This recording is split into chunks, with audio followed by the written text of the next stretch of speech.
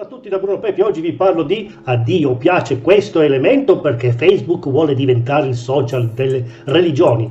Da tempo la piattaforma di Mark Zuckerberg stringe alleanze e partnership con rappresentanti di culti e chiese. L'obiettivo è raggiungere e convogliare i fedeli, pur sempre utenti, garantendo una nuova gamma di servizi. In cambio, come sempre, di dati personali, feed, foto, GFQ, file aperto ai gruppi cristiani, alle congregazioni, alle chiese diffuse più o meno in tutto il mondo. Ma sono benvenuti anche i credenti islamici, gli ebrei, i buddisti. Facebook non ne fa mistero. Da tempo vuole diventare il social di riferimento per i culti di tutto il mondo.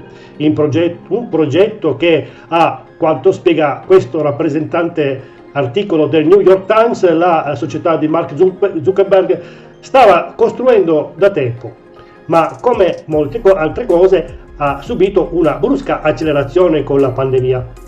Tra la partnership non c'è quella con la Chiesa presbiteriana americana invitata dal social a dicembre 2020.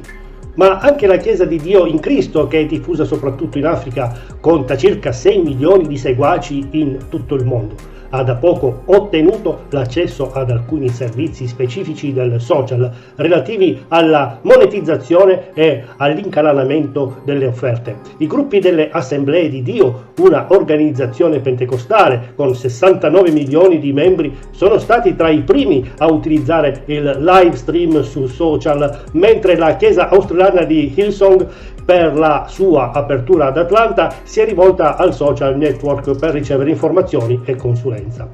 Al momento dell'inaugurazione, la sua partnership con la piattaforma era scritta in modo visibile ovunque.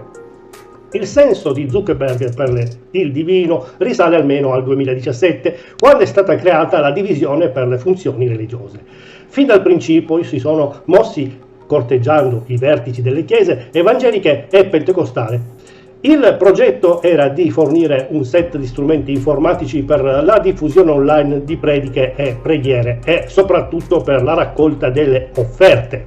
Il guadagno delle chiese era ovvio: mantenere i contatti in modo più stretto con tutti i fedeli sparsi nel mondo. Per il social network gli accordi garantiscono l'accesso a una serie di dati molto preziosa che riguarda l'esperienza religiosa, perciò molto intima e profonda, di milioni di individui. Non solo, il social network si trova anche nella situazione di dover rivedere la propria immagine.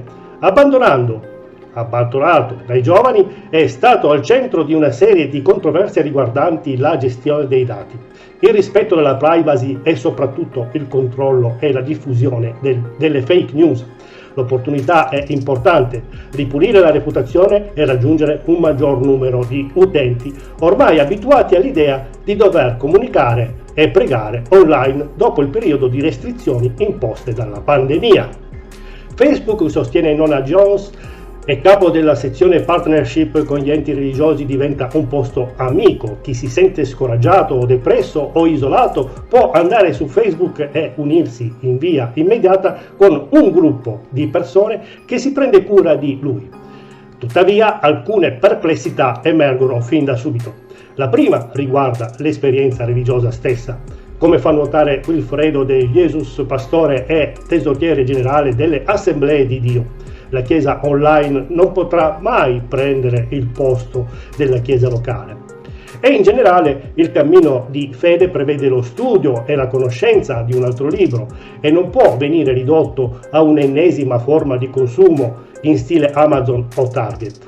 La seconda invece riguarda la diversità degli scopi. Anche se Sheryl Sandberg, direttrice operativa di Facebook, sostiene che le chiese e il social network alla fine si occupano della stessa cosa, costruire connessioni, la verità è che la piattaforma ha una finalità commerciale. Cerca di monetizzare i dati a disposizione e si mantiene su un piano laico, materiale e secolare. Mentre le chiese dovrebbero raggiungere i credenti per diffondere e rafforzare un messaggio di fede che vuole essere religioso e spirituale.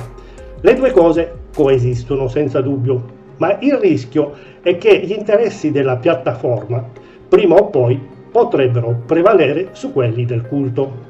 e a quel punto per ribaltare la situazione servirebbe un miracolo. Bene, grazie a tutti per avermi seguito, tante benedizioni e spero che il video vi sia piaciuto e di essere stato abbastanza chiaro ed utile soprattutto.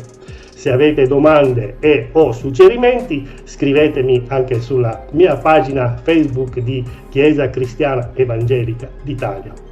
Iscrivetevi anche sul mio canale YouTube, mi trovate col mio nome Bruno Pepi o Chiesa Cristiana Evangelica d'Italia, oppure nel nuovo canale dei Salmi, oppure nel canale della Bibbia, Antico e Nuovo Testamento, sempre su YouTube, dove potrete trovare tutti i video precedenti sia nella serie del Vecchio Testamento che del Nuovo Testamento con i vari personaggi biblici.